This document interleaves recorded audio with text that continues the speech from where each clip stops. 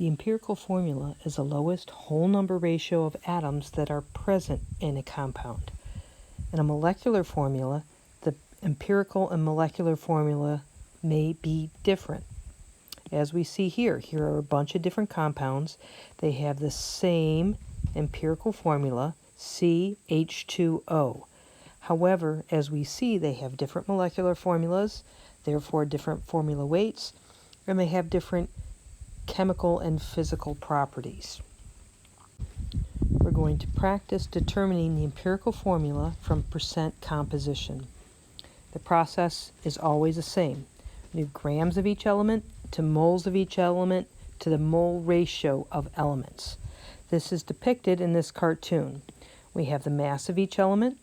We divide by the atomic weight to get to the moles of each element, and then we can get to a mole ratio by dividing by the smallest number of moles. This mole ratio is often not a whole number mole ratio, so we multiply by some small whole number to convert to a lowest whole number ratio of atoms. Often we're given our data in terms of percent of each element. For example, we're told that this compound is 61.18% ruthenium. What that means is that if we had 100 grams of the compound, 61.18 grams of it would be ruthenium. This interpretation provides a quick means to go from percent of an element to grams of an element, and that is to simply assume you have 100 grams of that compound. When we assume we have 100 grams of this compound, this immediately converts the percent of each element to grams of each element. So if we had 100 grams of the compound, we know 61.18 grams of it would be ruthenium, and 38.82 grams would be sulfur. And that's what we've done here. If we assume we have exactly 100 grams of the compound, that means we have 61.18 grams of ruthenium, 38.82 grams of sulfur. So we're at mass of each. So we have grams of each. We want to go to moles of each. So we need to incorporate the atomic weight of each element. And we've done this here. So we divide each by the atomic weight of that element, and we have the moles of each element in 100 grams of the compound. Now this looks like, to me, it's clearly a 2-to-1 mole ratio, i.e. for every mole of sulfur we have 1 mole of ruthenium. But let's suppose that this was not obvious to us. We can get from the number of moles to the mole ratio by dividing by the smallest number of moles. Alright, so we see here clearly that there are 2 moles of sulfur for every mole of ruthenium. In terms of the order of the elements in our formula, we write them in order as they appear in the periodic table as we look at it from left to right. So ruthenium occurs before sulfur, so we're going to write ruthenium prior to sulfur. So it's Ru1S2, or more commonly RuS2, because if we have 1 of a given element, we typically don't show that subscript.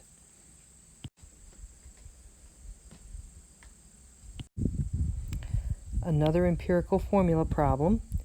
We want to determine the empirical formula of ascorbic acid given its percent composition.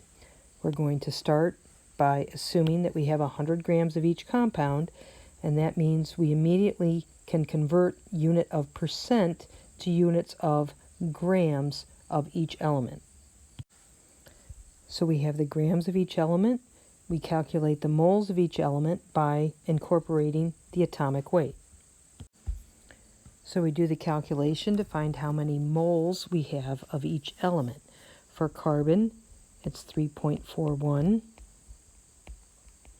For hydrogen, it comes out to be 4.53 moles.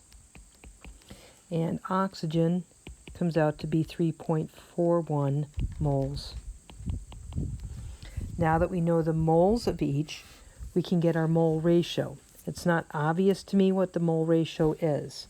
So I'm going to divide by the least number of moles. I'm going to divide each result by the least number of moles. And that gives us a ratio of 1.0 to 1.3 to 1.0. So thus far, we see we have carbon 1.0 to hydrogen 1.3 to oxygen 1.0.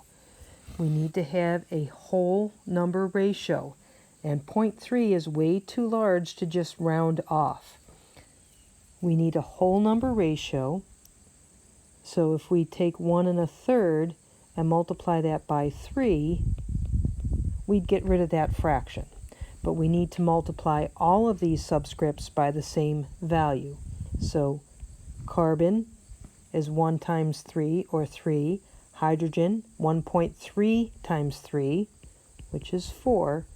Oxygen, 1.3 times 3, which is 3. So our lowest whole number ratio of atoms for ascorbic acid, according to this data, is C3H4O3.